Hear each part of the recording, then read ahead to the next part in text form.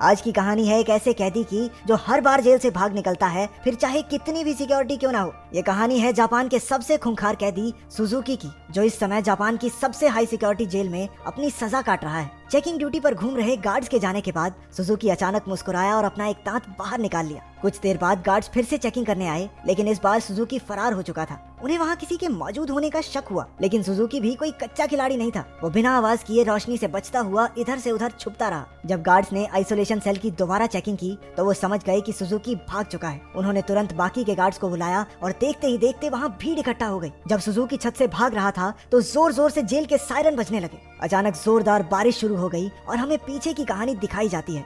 12 साल पहले कुछ कैदियों को एक जेल में लाया गया था। उनमें से एक सुजुकी भी था जो वहाँ 10 साल की सजा काटने आया था। क्योंकि वो कभी कुछ बोलता नहीं था तो सबने मान लिया कि वो शायद गूंगा है। उसकी छाती पर माउंट फिजी का उल्टा टैटू भी था। सुजुकी उस समय भी जेल से भागने के लिए मशहूर था और अब तक 3 बार ऐसा कर चुका था। इसके बाद सुजुकी को एक छोटे से कमरे में लाया गया जहाँ सिर्फ एक रोशनदान था। उसने रोशनदान को ध्यान से देखा। उसके दिमाग में जरूर कुछ चल रहा था। बाहर गार्ड ने जेल के वार्डन मिस्टर कानीमुरा से कहा कि सुजुकी इस बार तो हरगिज नहीं भाग पाएगा, लेकिन जैसे ही उसने शीशे से देखा सुजुकी तो पहले ही गायब हो चुका था। वार्डन ने पूरे शहर को घेरने के ऑर्डर्स दिए ताकि सुजुकी किसी भी हालत में बच ना पाए, लेकिन गार्ड्स ने तो उसे 20 ही मिनट में पकड़ लिया। पता नहीं क्यों पर सुजुकी ट्रेन की पटरी पर सीधा भागता जा रहा था। इसके बाद उसे फिर से उसी कमरे में कैद कर दिया गया, लेकिन इस बार उसके हाथों में हथकड़ियां थी। जब एक गार्ड ने अंदर झांक कर देखा तो सुजुकी मुंह पर चादर ओढ़े सो रहा था। गुस्से में उसने सुजुकी को चादर हटाने को कहा क्योंकि वो कोई चांस नहीं लेना चाहते, लेकिन जब बार बार कहने पर भी उसने चादर नहीं हटाई तो गार्ड्स ने मिलकर उसकी बुरी तरह पिटाई की। अगली सुबह वार्डन ने सुजुकी के सारे पुराने रिकॉर्ड्स निकाले।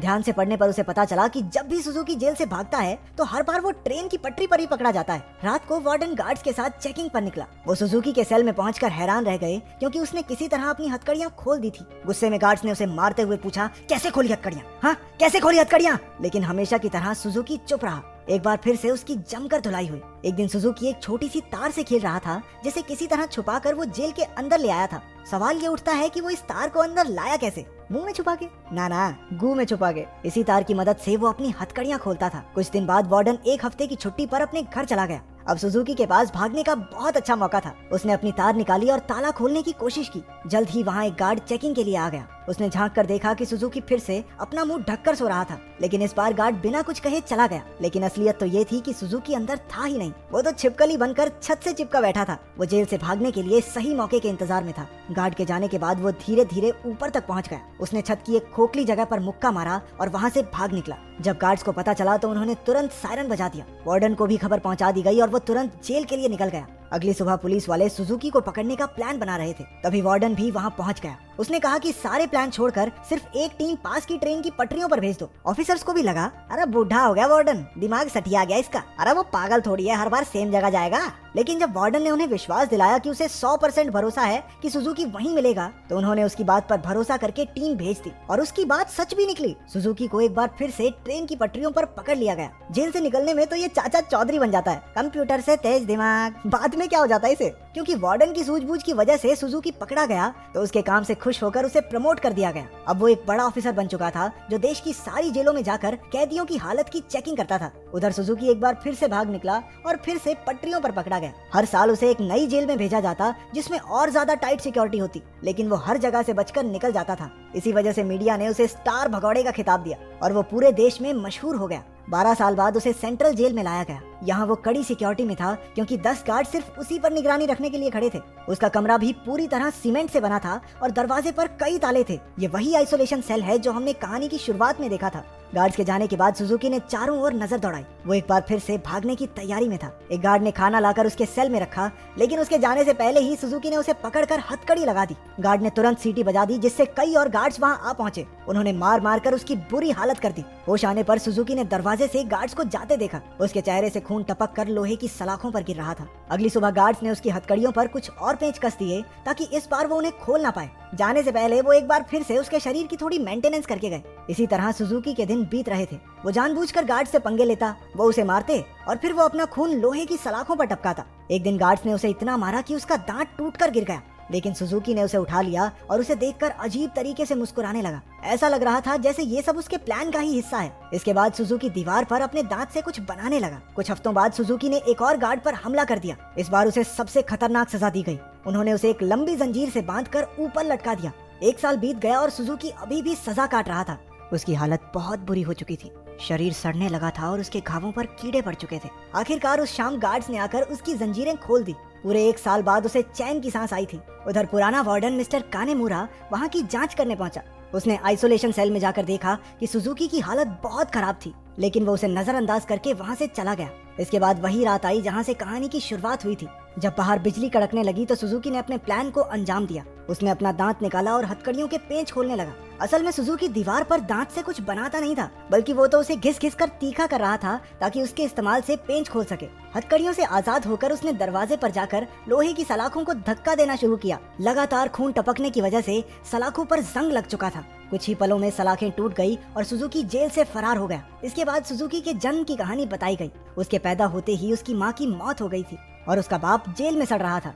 इसी वजह से वो अपने रिश्तेदारों के घर पला। एक दिन सुजुकी जंगल में प्रैक्टिस कर रहा था जब उसे दूर से एक आदमी आता दिखाई दिया। ये कोई और नहीं, उसका बाप था। उन्होंने कुछ समय बातें की और तभी उसने अपने पिता की छाती पर माउंट फिजी का एक टैटू देखा। बदकिस्मती से जल्द ही वहाँ कुछ पुलिस वाले आ गए जो सुजुकी के पिता को पकड़ना चाहते थे। वो उन्हें देखकर रेल की पटरी पर सीधा सीधा भागने लगा। इस दिन सुजुकी ने कसम खाई कि एक ना एक दिन अपने पिता से जरूर मिलेगा। वर्तमान समय में सुजुकी फरार होकर एक बार फिर से पटरियों पर दौड़ रहा था। मिस्टर कानीमुरा ने पीछे से उसे रुकने के लिए आवाज दी और हैरानी की बात ये थी कि वो रुक भी गया। कुछ ही देर में गार्ड्स की एक टीम आकर उसे पकड़कर ले गई। देश की सबसे कड़ी सिक्योरिटी की जेल भी सुजुकी को नहीं रोक पाई, इसलिए मिस्टर कानीमुरा ने उसे धरती की सबसे खतरनाक जेल प्रिजन आइल में भेजने के ऑर्डर्स दे दिए। प्रिजन आइल किसी मामूली जेल की तरह नहीं थी। वो समंदर के बीचों बीच बनी थी जहाँ लगातार तेज बहाव रहता था और सबसे जरूरी बात, वहाँ ट्रेन की पटरी तो बिल्कुल नहीं थी। और तो और समंदर शार्क से भरा हुआ था, इसलिए वहाँ से भागकर बच निकलना एकदम नामुमकिन था। जेल के अंदर के हालात भी इतने ही खतरनाक थे। पूरी जेल में चारों ओर हजारों गार्ड्स थे और अगर कोई कैदी भागने की कोशिश करता तो उसे देखते ही गोली मार देने के ऑर्डर्स थे। जब सुजुकी वहां पहुंचा तो उसे तुरंत उसके सेल में बंद कर दिया गया। वो कोई कमरा नहीं बल्कि कुछ रॉड्स थी जिन्हें सुजुकी के शरीर के आसपास ऐसे जोड़ दिया गया था जिससे भागना तो दूर वो हिल डुल भी ना सके। उधर कानीमुरा ने जेल की लाइब्रेरी में जाकर सुजुकी के बारे में जानकारी निकालनी शुरू कर दी। ढूंढने पर उसे कुछ पुरानी फाइल्स मिली जिन्हें वो पढ़ने लगा। उधर जेल में सुजुकी ध्यान लगाकर खड़ा था। हालांकि बाकी लोगों के लिए वहाँ से भागना नामुमकिन था, लेकिन सुजुकी के दिमाग में कुछ तो खिचड़ी पक रही थी। अचानक उसने अपने दोनों कंधों को डिसलोकेट कर लिया और उस छोटी सी जगह से सिकुड़कर धीरे धीरे बाहर निकलने लगा। एक कैदी ने उसे ऐसा करते देख लिया, लेकिन वो इतना नशे में भंड था कि कुछ बोल नहीं पाया। उधर कानीमुरा अभी भी अपनी रिसर्च कर रहा था कि जेल के सायरन बजने लगे। हालांकि परेशान होने की बजाय जेल का वार्डन खुश हो गया, क्योंकि वहाँ से बचकर निकलने का कोई रास्ता था ही नहीं। ऊपर से आज सारे गार्ड्स को एक कैदी को गोली मारने का मौका मिलेगा। मिस्टर कानीमुरा ने उसे समझाने की कोशिश की कि सुजुकी कोई आम कैदी नहीं है, लेकिन वार्डन ने उसकी बात को नजरअंदाज कर दिया। अगली सुबह कई गार्ड्स को बंदूकें देकर पूरे आइलैंड में फैला दिया गया। वार्डन अपने आदमियों को कुछ समझा रहा था कि वहाँ मिस्टर कानीमुरा आ गया। उसने वार्डन को बताया कि सुजुकी असल में अपने बाप को ढूंढने आया है जो इसी आइलैंड पर कैद है। ये सुनकर सब हक्के बक्के रह गए और तभी सुजुकी की असलियत का खुलासा हुआ। असल में अब तक जो भी हुआ वो सब सुजुकी के प्लान का एक हिस्सा था। वो बार बार जेल से भागकर जानबूझकर पकड़ा जाता था ताकि आखिरकार प्रिजन आइल तक पहुंच सके। उसका असली मकसद था अपने पिता को आजाद करवाना। आखिरकार सुजुकी अपने पिता से मिला और एक दूसरे को इतने साल बाद देखकर दोनों खूब रोए। बदकिस्मती से मिस्टर कानीमुरा वार्डन और बाकी के गार्ड्स के साथ वहीं आ रहा था, लेकिन उनके पहुंचने से पहले ही सुजुकी उस बूढ़े आदमी के साथ गायब हो गया। सुजुकी अपने पिता को आइलैंड के छोर तक ले आया। उसने पहले से ही वहाँ एक पैराग्लाइडर तैयार कर रखा था। दोनों पैराग्लाइडर पर चढ़े और दूर उड़ गए। दूसरी ओर मिस्टर कानीमुरा ने एक बूढ़े आदमी से बात करने की कोशिश की जो सुजुकी के पिता के साथ ही कैद था। तभी उसने माउंट फिजी का एक टैटू उस आदमी की छाती पर देखा, जिसका सीधा मतलब ये था कि इतने सालों की कड़ी मेहनत के बाद भी सुजुकी गलत आदमी को लेकर भाग गया। अब इससे बुरी किस्मत तो किसी की नहीं हो सकती। क्या आप अपने पिता के लिए इतनी परेशानियां सह सकते हैं? कमेंट्स में